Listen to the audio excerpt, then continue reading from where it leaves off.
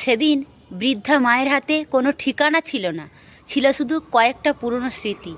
আর একজন ট্যাক্সি চালক জানতো না সে সেদিন একজন বৃদ্ধাকে নয়, একজন মায়ের পুরো জীবনটাকে গাড়িতে তুলে নিয়েছিল। শহরের এক রাস্তার পাশে ট্যাক্সি নিয়ে দাঁড়িয়েছিল এক চালক।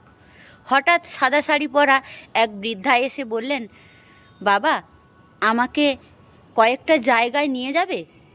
ট্যাক্সি চালক বলল, অবশ্যই মা, উঠুন, আপনি কোথায় যাবেন চলুন। বৃদ্ধা ট্যাক্সিতে উঠলেন। চালক ভেবেছিল হয়তো কোনো আত্মীয়দের বাড়ি যাবেন, কিন্তু কিছু দূর যাওয়ার পর সে অবাক হয়ে গেল। বৃদ্ধা একটার পর একটা পুরনো বাড়ির সামনে ট্যাক্সি থামাতে বলছেন।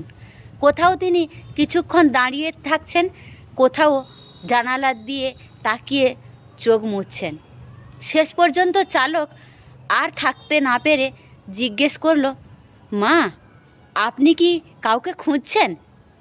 বৃদ্ধা মৃদু হেসে বললেন, না বাবা, কাউকে খুঁজছি না, আমার পুরনো জীবনটাকে খুঁজছি। চালক চুপ হয়ে গেল।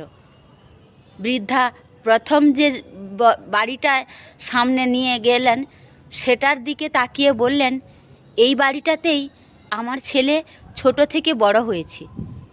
এই উঠোনে দাঁড়িয়ে ও প্রথম হাঁটতে শিখেছিল।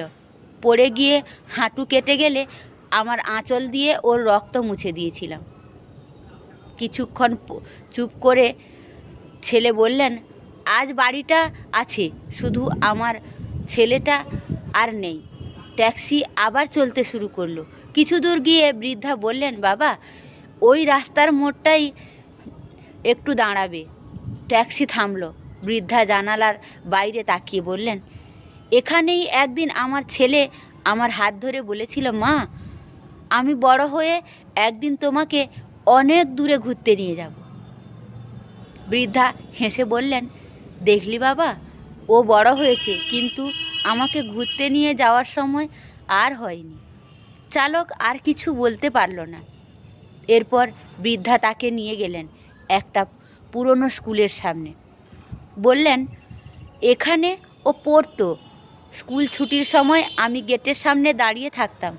ও দূর থেকে আমাকে দেখেই দৌড়ে এসে বলতো, মা। একটু থেমে বৃদ্ধা বললেন, কি আশ্চর্য, জানিস বাবা, একটা সময় ছিল আমার ছেলের কাছে আমি ছিলাম পৃথিবীর সবচেয়ে আপন মানুষ, আর আজ আমার জন্য ওর বাড়ির দরজাটাও বন্ধ। ট্যাক্সি চালকের বুকটা ভার হয়ে গেল।